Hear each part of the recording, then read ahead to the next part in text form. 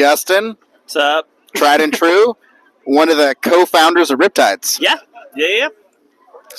That's some truth. Riptides is a supporter group that we are part of.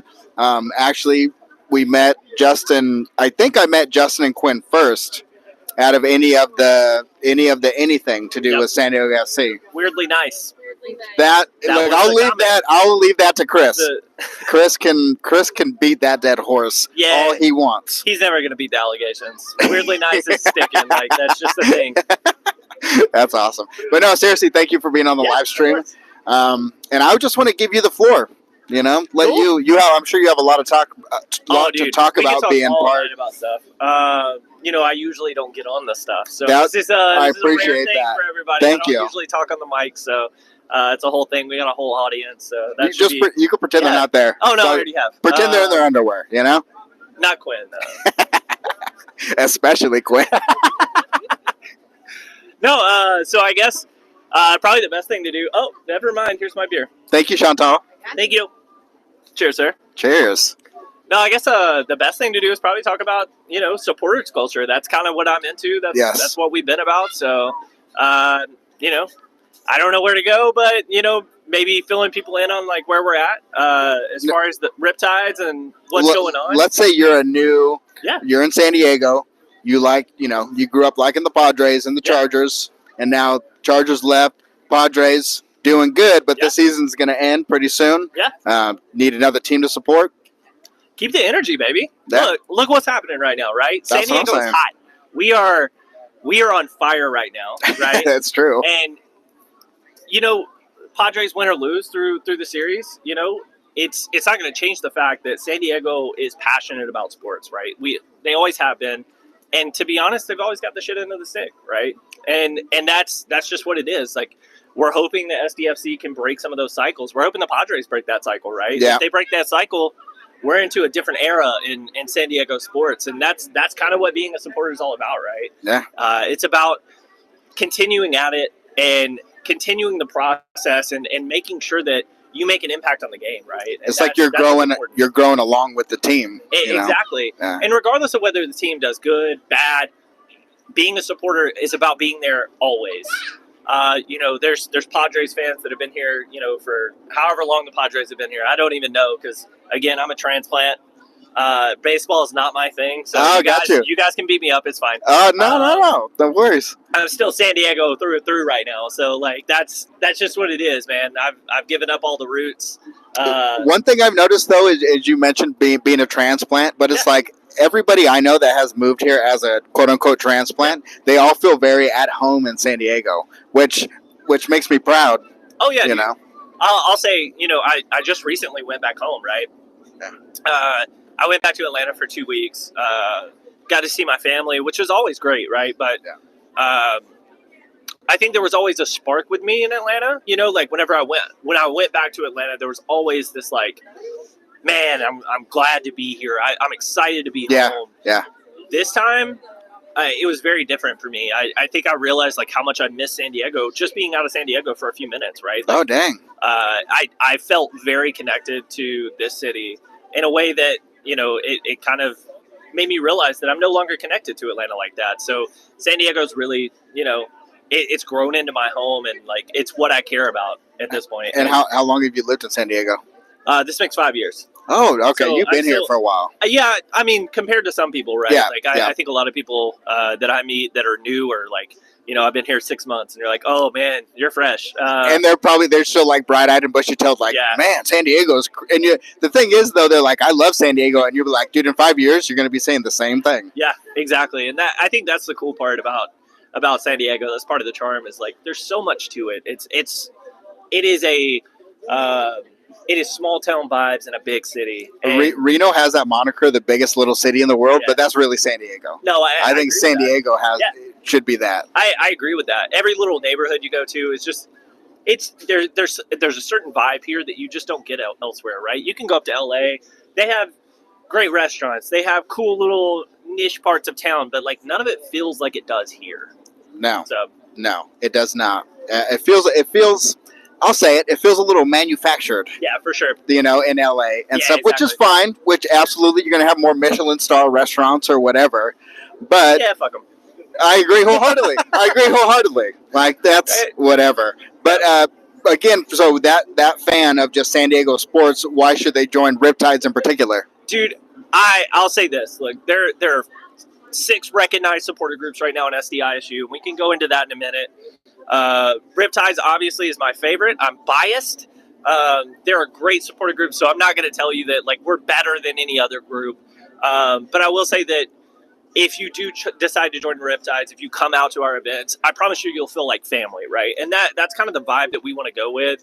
And a lot of groups can do the same thing, right? But it's a different feel. Like we're really we're formed by transplants originally. You know, Matt and I are both not from here, but we both feel like we belong here, right? Yeah. And that's kind of why we adopted, you know, that phrase that we use a lot. It's, you know, it's about being about San Diego, and it's not about being from San Diego.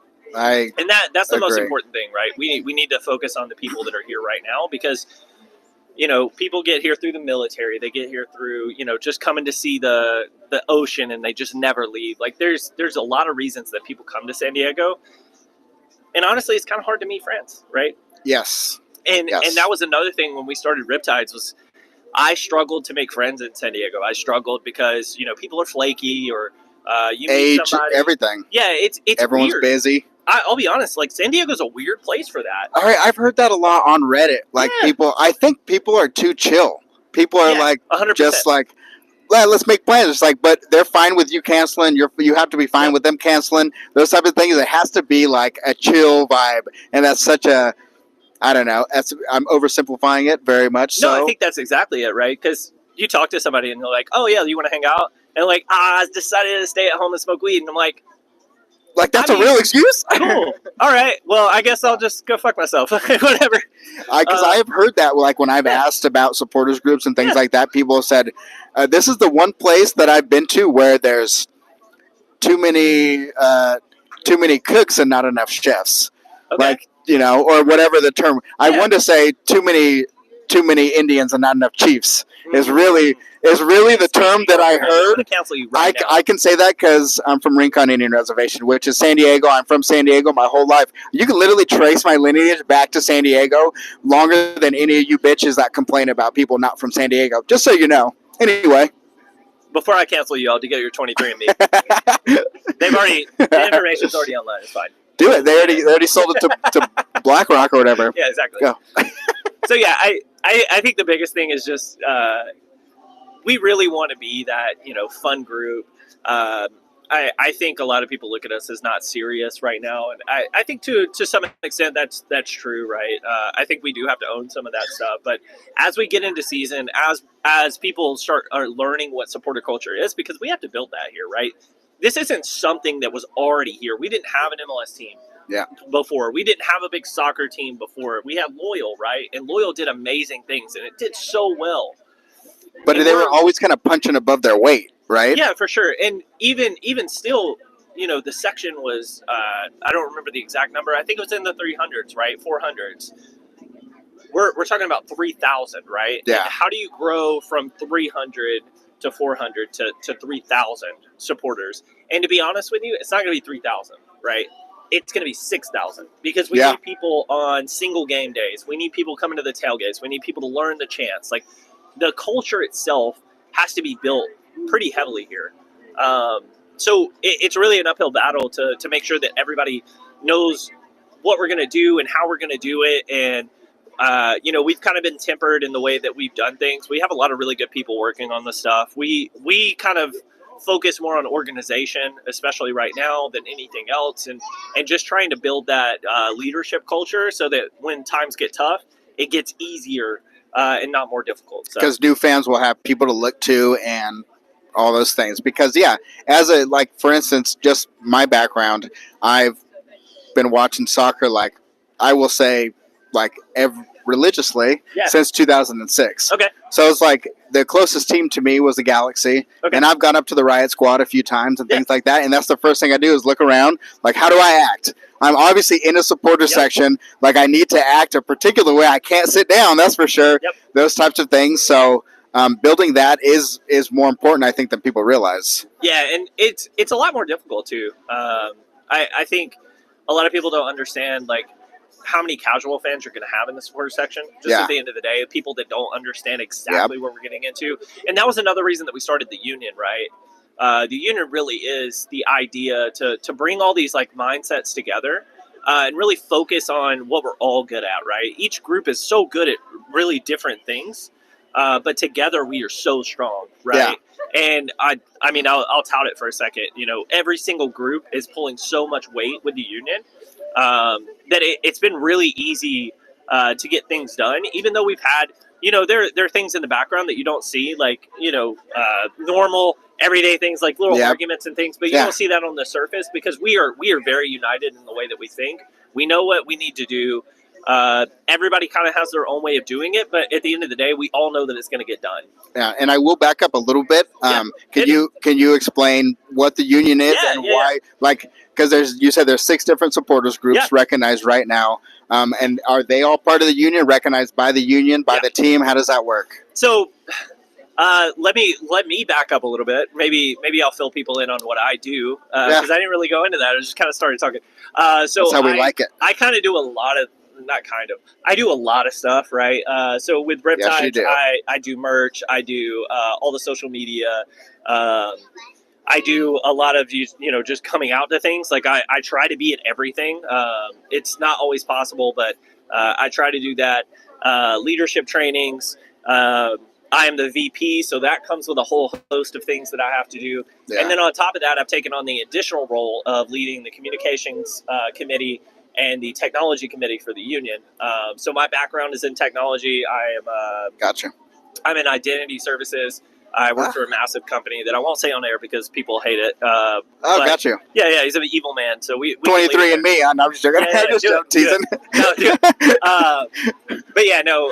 So that being said, I kind of have a different perspective than a lot of people because I just have my hands all over the place when it comes to this. So the union was an idea that was kind of started originally when we started having multiple groups. It was thought that if we all kind of came together, we can split the finances that are going to come into this. A lot of people don't realize like how much of this is going to cost at the end of the day. Like a TIFO. How much would a big ass TIFO actually cost? I mean, a couple $1,000 minimum. Yeah, right? you're talking about $1,800. Depending on size, right? Like we're dreaming big right now. Yeah. So let's just do that, right? Yeah.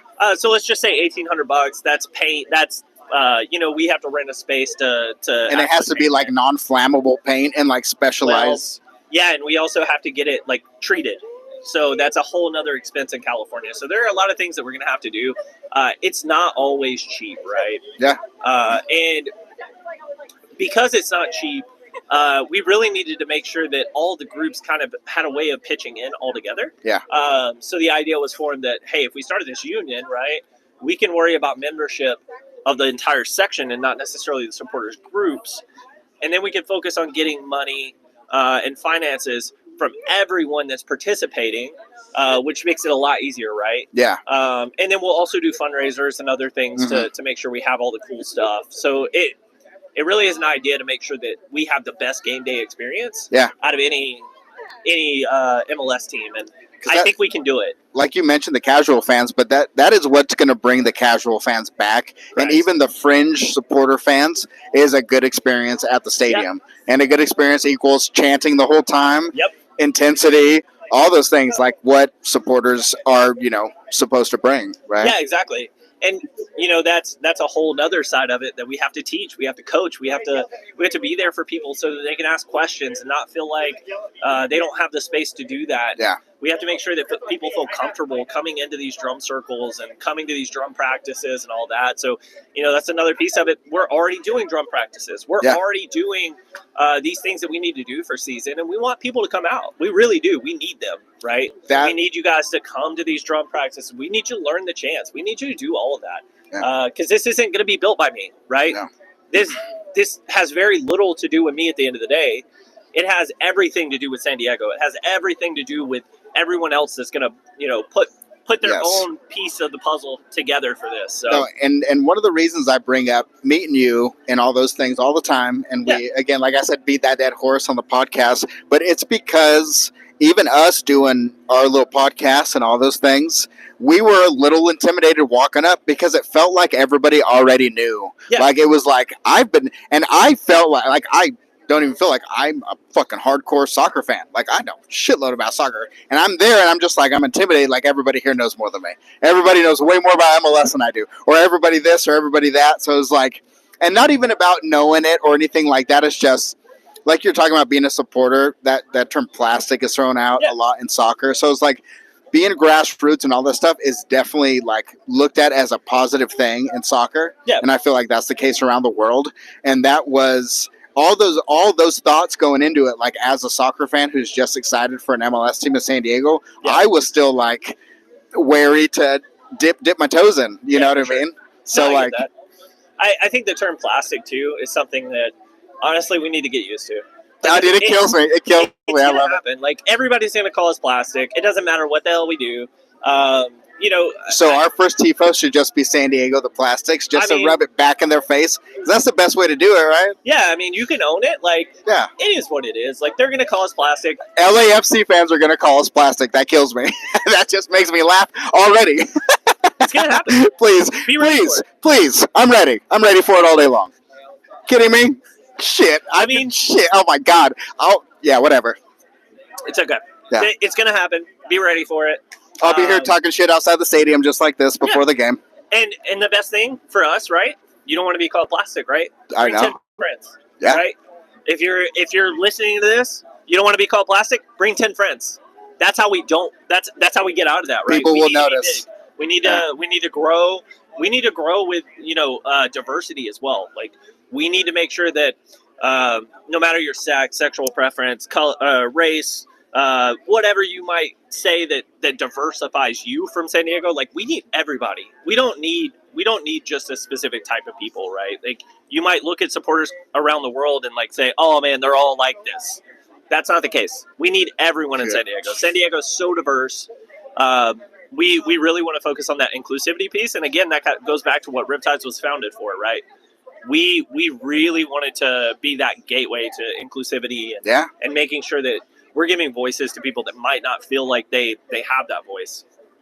Dude, and a supporters group is great about that too, because literally if you're just down for that attitude, like I don't care who you are as long as you're not treating me like crap or whatever, not a piece of crap, then I'm good. Like just that is enough. Exactly. That's enough. Yeah, for sure. Doesn't have to be more than that, y'all. Yeah. I agree wholeheartly. Yeah. Awesome. So I guess I'll kind of go back to the union just for a second, and then you can kick me off of here. So we're building this union, right?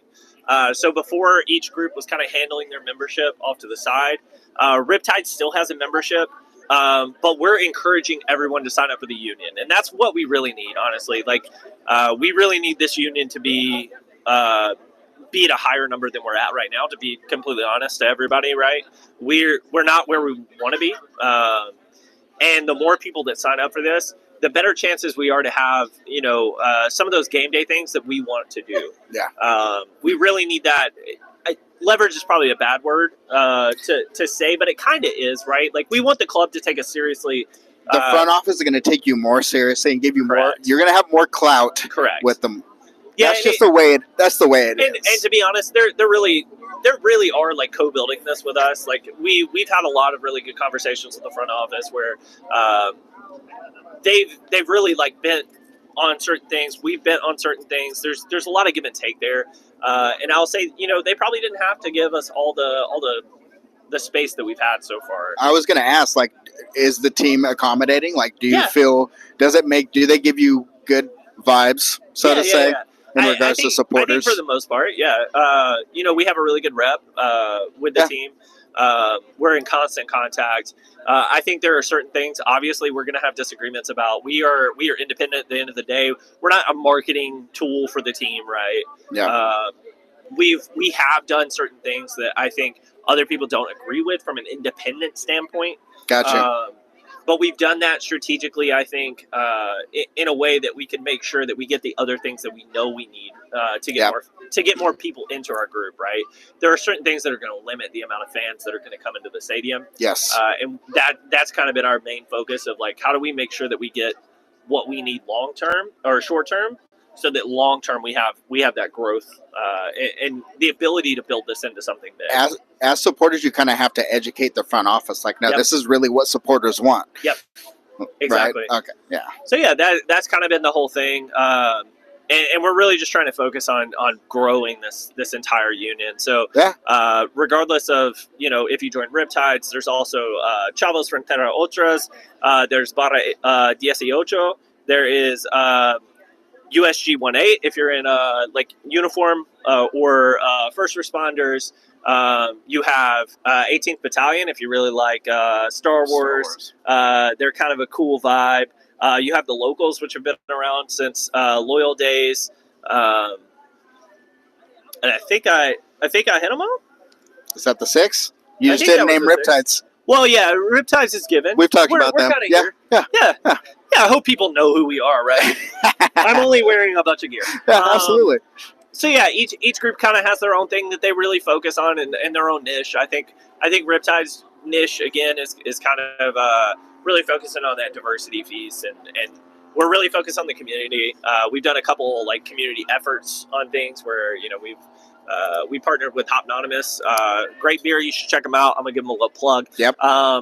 But we partnered with them to make sure that we actually worked with a little school called Barrio Logan College Institute.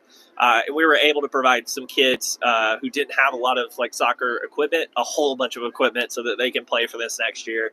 And we hope to continue that partnership, nice. Right? I think they're going to have a team at an upcoming Chrome Ball, yes, right? They will have a team at the upcoming Chrome Ball. And that's probably another thing. If you guys want to follow Riptides and follow what we're doing, follow us on social media at riptides.club on Instagram, at Riptides_club on X or Twitter, whatever you want to call it these days, whatever's cool. Yeah. And follow us and really, if you want to come to events or you have questions, email or send me a message. I'm the one running the social media, so I don't mind answering things. I answer things for Riptides. I also run the social media for the union. So if you message either one of those accounts, that's me. So even if you put a comment on the Fancast, we'll just send it to Justin. Dang straight. He'd be my first. Yep. That's who I'd send it to. Yep. So yeah. Yeah. Hell yeah. Oh, I would cheers you, but I can't drink because I drank my drink. So that's shitty. So I know. There you go.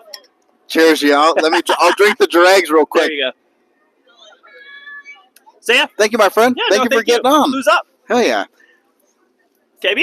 You guys are in for a treat. This is gonna be good. There's your shoot. We might have to pause. I got to get another beer and pee real quick. Should probably do that. Nate, you're working right now. I just said that.